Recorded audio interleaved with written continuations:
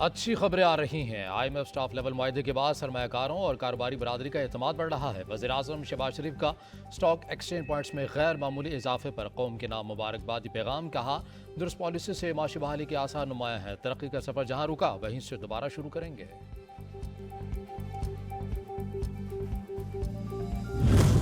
IMF मुआहदे के मुस्बत असरात। ईद तातीलात के बाद कारोबारी हफ्ते के पहले रोज स्टॉक मार्केट में जबरदस्त तेजी। 2400 पॉइंट्स के इजाफे के साथ 100 इंडेक्स 43,899 पॉइंट्स पर पहुंच गया।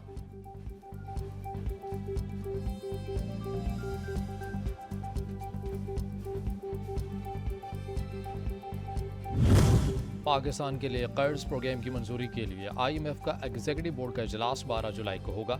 आलमी मालियाती इदारे के मुतालबे पर हुकूमत डूमोर को तैयार। इजलास की मुकर्ररा तारीख से कबल गैस की कीमतों में 50 रुपये, बिजली की फी यूनिट कीमत में 4 रुपये इजाफे की यकीन दहानी करवा दी।